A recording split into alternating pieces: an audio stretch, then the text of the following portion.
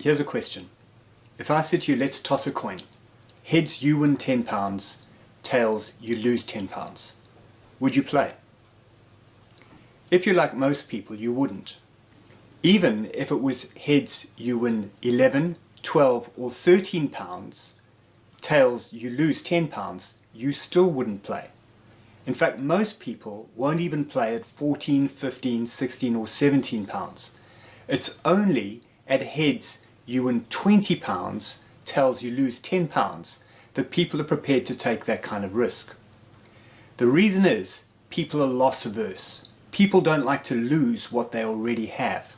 And they're just about twice as loss averse as they are eager to gain something new. That's a psychological principle. We don't like to lose what is already ours. It applies to sport also. In 1999, I won the Squash Club Championships in Durban. And if you tried to take that trophy away from me, I'd be really upset. I earned it, it's mine, and I don't want to lose it. A second psychological principle is that our way of avoiding loss is to reduce risk. When we don't want to lose something, we lower our levels of risk. You don't want to lose £10, you don't flip the coin. You don't want to scratch a new car, you don't take risks in traffic. I don't want to lose my squash trophy, so I'm not going to toss the coin with you. When we're loss averse, we become risk averse also. It gets even more interesting. It applies to future prospects as well. When I play the number 1 in my squash club, I'm the number 3. I've got about a 10% chance of winning. So it's easy for me to play against him, because were I to lose, I haven't lost much, because I only had a 10% chance to start off with. When I don't have much to lose, it's easy to play with freedom. When I play the number 2, it's a little bit different. It's about a 60-40 in his favour. So I've still got something to lose, but I'm not the favourite. So if I win, I'm happy, but if I lose, I'm not too unhappy, because I wasn't the favourite. I had less to lose than he did. But even though I've got less to lose than him, I've got more to lose than when I play the club number 1. So it would be natural for me to be slightly more loss averse, slightly more concerned about losing, and maybe play with slightly less freedom than I would be if I was playing the club number 1. But when I play the club number 4, it's different, because this time I'm the favourite. This time I'm the one with something to lose. And if I do lose, there goes a win that was supposed to be mine. Because it feels like there is more to lose, it's natural for me to become even more risk averse, and it's easy for me to play with less freedom.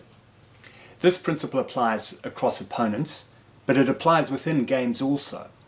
So if, for example, I was playing the club number 1 and somehow I got to 9-3 ahead in a game to 11, even though he's a better player than me, suddenly I'm the favourite. And it could suddenly feel like I've got something to lose. I become risk averse, and that means that I stop playing with freedom. As human beings, we're not totally logical about the switch from being slight underdogs to slight favourites, moving from being slightly risk averse to slightly free. For example, moving from being a big underdog to a slight underdog doesn't affect our emotions much. Moving from being a slight favourite to being a big favourite doesn't affect our emotions much. But moving from being a slight underdog to a slight favourite can affect our emotions quite dramatically. We suddenly start to feel as if the winner's almost in the bag, we become loss averse, and there can be a sudden reduction in our freedom. When a game is on a knife edge with one side then the other getting the upper hand, this can put us on an emotional roller coaster of moving from feeling free to play to feeling quite tense, and this can affect our form during a game. Given that generally we play better when we're feeling free, how do we solve this problem? How do we avoid feeling free one moment and tense the next, depending on how the game is going? There are 2 solutions. The first is to separate your tactical and your emotional thinking. What shot you choose to play should be based on a tactical choice, not an emotional choice. And once you have made the tactical choice, you commit to it regardless of your emotional state. That's courage, or coldness. The footballer Thierry Henry says, the great players always do what the game asks them to do. Henry was very cool under pressure because he was listening to the game, not to his emotions. The second solution is to do away with the concept of probability.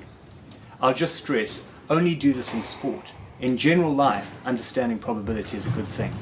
But in sport, forget probability. Forget the whole 50-50, 60-40, 90-10 business.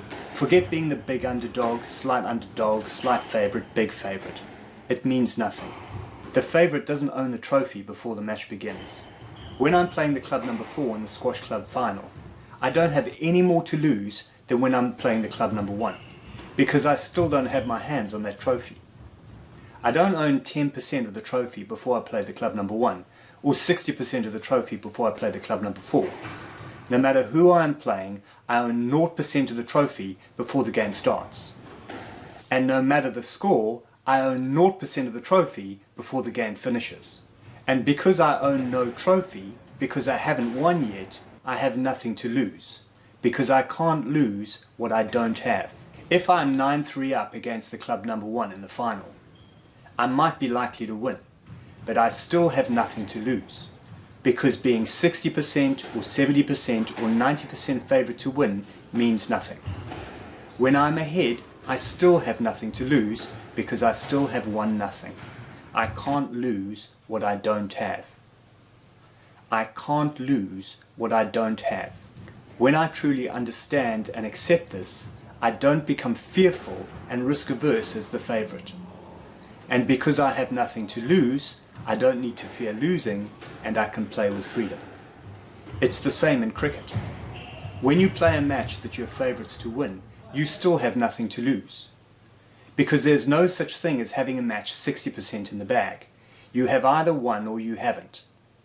When you play cricket, it doesn't matter if you have the opposition 50 for 4 and you are now favourites, or if you're 145 for 2 after 15 overs and you are now favourites, or if you've bowled 4 dot balls in a row, or if you're on 90 runs and you're likely to make a century. There is no such thing as having a maiden over or a century almost in the bag. You've either got it or you don't. And if you don't have it, you have nothing. And if you have nothing, you have nothing to lose. In sport, your chance of winning is tactically relevant, but it isn't emotionally relevant. If it's tactically correct to play a defensive shot or bowl a defensive ball, that's fine. But execute with freedom. And if it's tactically appropriate to attack, that's fine also. Execute with freedom. Emotionally, the only thing that matters is, have you won or have you not won yet? And if you haven't won yet, you have nothing. So you have nothing to lose, and when you have nothing to lose, you have nothing to be afraid of. So you can play with freedom. The 6 laws of groups are care, fairness, freedom, loyalty, authority, and divinity. And when you can combine care and freedom in your play, that's when you play your best. That's when you have the maximum opportunity to win. And that is divine.